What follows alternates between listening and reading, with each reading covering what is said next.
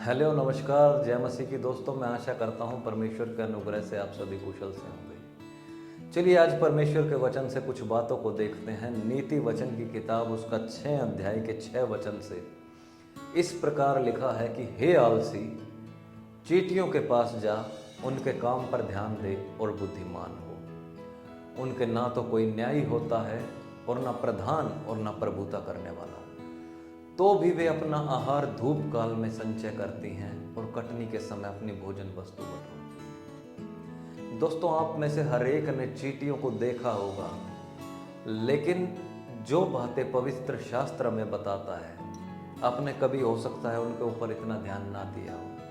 आपने अक्सर चींटियों को देखा होगा। चींटियों की कई हजार प्रजातियां इस दुनिया के अंदर पाई जाती हैं और बाइबल बताती है कि उनके ऊपर कोई न्याय नहीं है, कोई प्रधान नहीं, कोई प्रभुता करने वाला नहीं। जो चींटियों का जीवन है, लाइफ स्पैन है, कुछ महीने से लेकर कुछ साल तक का हो सकता है। एक छोटा सा जीवन है उस जीव का, एक छोटी सी जीव है, लेकिन कितनी बड़ी बड़ी बातें वो हमें सिखाती है। बाइबल बताती कोई प्रधान नहीं, कोई न्याय नहीं, कोई प्रभुता करने वाला नहीं, तो भी इतना ऑर्गेनाइज्ड वे में वो चींटियां मिलकर काम करती हैं। आपने देखा होगा चींटियां जब चलती हैं, कितने ऑर्गेनाइज्ड वे में एक के पीछे एक के पीछे पंक्ति बनाकर वो आगे बढ़ती हैं। आप अगर उन्हें रोकने की कोशिश करेंगे, उनके आगे कुछ ऑब्जेक्ट रखेंगे या आप अपना पैर उनके आगे डालेंगे, वो उधर से मुड़कर फिर आगे बढ़ जाएंगी, सीधी चलती रहेंगी। आप फिर से कुछ और ऑब्जेक्ट रखिए, कुछ और ऑब्स्टेकल उनके रास्ते में ले आइए, फिर मुड़ जाएंगे, उसको आगे वो पार करने की कोशिश करेंगे। कुछ और आगे रखेंगे, उसके ऊपर से उतर जाएंगे।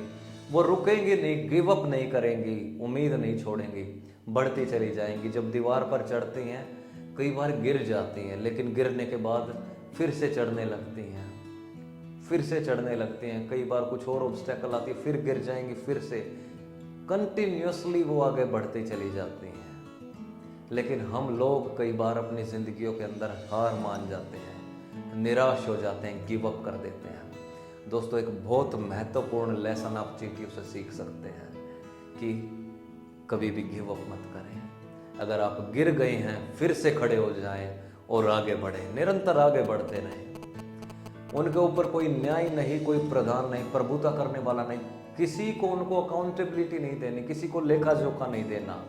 फिर भी इतना ऑर्गेनाइज्ड वे में वो काम कर रही हैं कि बाइबल बताती है धूप काल में भी अपने लिए भोजन इकट्ठा करती हैं। अगर आप चींटियों को देखेंगे, उसके अंदर कोई वजन नहीं होता, बिल्कुल छोटा सा जीव है, लेकिन अपने से कई गुना वजन को उठाकर वो आगे बढ़ती हैं।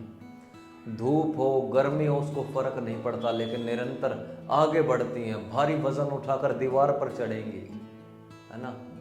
लेकिन हम कई बार अपनी जिंदगियों के अंदर इतने कंफर्ट जोन में आ जाते हैं कि हम काम करना छोड़ देते हैं। मनुष्य का जीवन चींटियों के जीवन से कहीं अधिक है। पवित्र शास्त्र बताता है कि मनुष्य का जीवन, मनुष्य की आयु लगभग 80 वर्ष की है। हो सकता है किसी की आयु 80 वर्ष से ज़्यादा हो जाए, परमेश्वर का अनुग्रह उस पर हो। परमेश्वर का अनुग्रह हो तो हम 80 वर्ष से ज़्यादा भी कुछ जी सकते हैं, लेकिन अगर 80 वर्ष की भी बात करें तो भी हम अपना ज़िंदगी इतने केयरलेसनेस के साथ कई बार व्यतीत करते हैं। हम सोचते हैं कि हमको कभी किसी को कोई लेखा जोखा नहीं देना, हमारे ऊपर कौन है जो हमारा न्याय करेगा, हमारे ऊपर कोई प्रधान नहीं है, कोई हमारे ऊपर प्रभुता करने वाला नहीं है। जो मुझे अच्छा लगेगा वो मैं करूँगा, जहाँ मेरा मन करेगा वहाँ मैं जाऊँगा। हम अपनी ज़िंदगी के मालिक बन जाते हैं। हम सोचते हैं मेरी ज़िंदगी है, मेरी मर्जी चलेगी, मेरे रूल चलेंगे, लेकिन नहीं। अपनी ज़िंदगी को बिल्कुल केयरलेसनेस के साथ मत व्यतीत करें। हमेशा याद रखें कि परमेश्वर हमारे ऊपर न्यायी है। एक दिन हमको परमेश्वर को हिसाब देना है, एक दिन हमको उसको लेखा जोखा देना है। अगर आप चींटियों के बारे में जानेंगे, एक और रोचक बात मैं आपको बताऊं। चींटियों के पेट के अंदर 2 हिस्से होते हैं। एक में वो अपने लिए भोजन वस्तु इकट्ठा करती हैं और दूसरे में वो दूसरी चींटियों के लिए भोजन वस्तु इकट्ठा करती हैं, ताकि जब उनको ज़रूरत हो उसमें से वो दूसरी चींटियों की मदद कर सके, उनको वो भोजन वस्तु दे सके। लेकिन दोस्तों, कई बार आज के समय में हम देखते हैं इंसान इतने ज़्यादा स्वार्थी हो गए, इतने ज़्यादा सेल्फिश हो गए कि जो रिसोर्सेज उनके पास हैं, जो संसाधन उनके पास हैं, उनको वो किसी दूसरे के साथ साझा नहीं करना चाहते।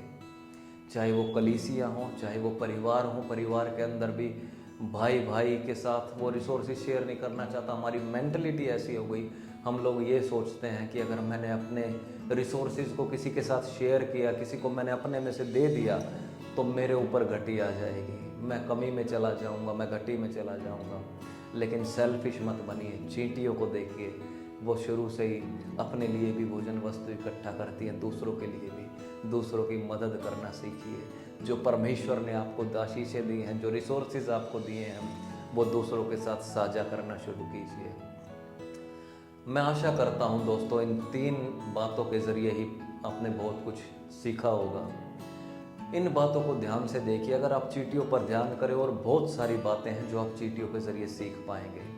फ़िलहाल इन 3 बातों के ऊपर ही मैं डिस्कस करना चाहूँगा कि इन 3 बातों के ऊपर अगर आप अमल करते हैं, इन 3 बातों को अगर आप सीख लेते हैं, ये आपकी ज़िंदगी में एक बड़ी ब्लेसिंग ला सकती हैं।